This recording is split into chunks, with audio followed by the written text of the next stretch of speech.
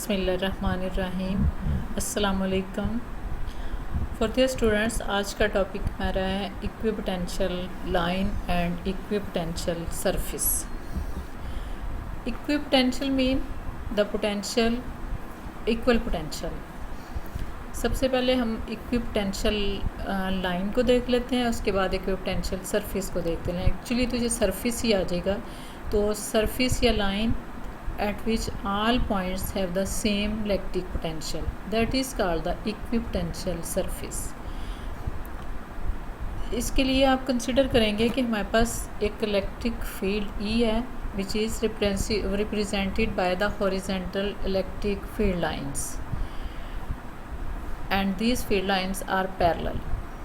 और इन field lines पे हम परपेंडिकुलर दो लाइंस ले लेते हैं, वर्टिकल लाइंस। एक लाइन पे हमने पॉइंट ए ले लिया और दूसरी वर्टिकल लाइन पे हमने पॉइंट्स ले लिए B, C and so on.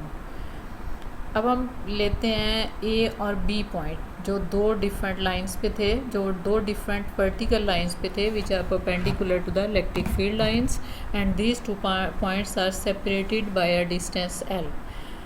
Now we have to calculate the electric potential difference between point A and B. The potential difference between these 2 points is given as del V, that is equal to VB minus VA, that is equal to minus integral of A to B E dot ds is equal to, अब integral इसको कर लेते हैं, integration इसका ले लेते हैं, तो that is equal to minus EL, where L is the separation between them, and potential is equal to VA minus VB, that is equal to EL. Now we if we move the test charge Q naught from A to B, then the work done on it is equal to force into displacement, and force is Q naught E and displacement is L. Then the work done in moving the test charge Q naught from A to B, that is equal to Q naught EL. Now we calculate the electric potential and potential difference between 2 points B and C, which are on the same vertical line, and this potential difference is taken as del V, that is equal to VC minus VB, that is equal to minus integral of B to C E dot ds।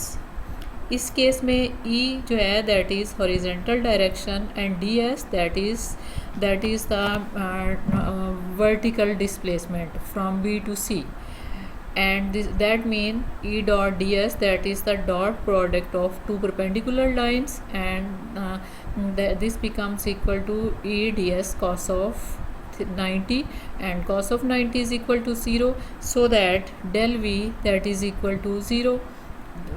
When del V is equal to 0, that mean del V is equal to VC minus VB, that is equal to 0। VC is equal to VB, that mean the points B and C, they are at the same potential। When the B and C are at the same potential, then then the work required to move from B to C, that is also is equal to 0, as we write here del V, that is equal to minus WBC over Q naught, and this is equal to 0, and that mean Q naught not equal to 0 and VBC, that is equal to 0। इसका मतलब क्या है कि जब आप B से C की तरफ मूव करेंगे Q naught को, तो वर्क डन जो है वो without work done this object can be move from B to C, because B and C they are at the same potential, and all other points B C के अलावा अगर आप और पॉइंट्स ले लेते हैं इसी लाइन पे, तो they are also at the same potential. So this line is called the equipotential line और इक्विपोटेंशियल सरफेस।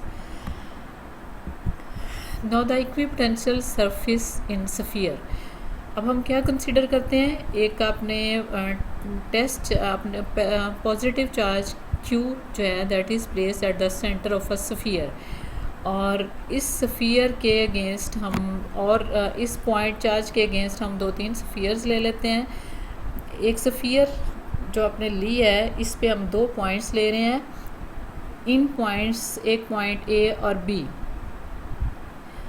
और इन पॉइंट्स, 2 पॉइंट्स के दरमियान पोटेंशियल डिफरेंस हम फाइंड आउट करते हैं, तो that is equal to del V, that is equal to V A minus V B, that is equal to K Q over R A minus K Q over R B.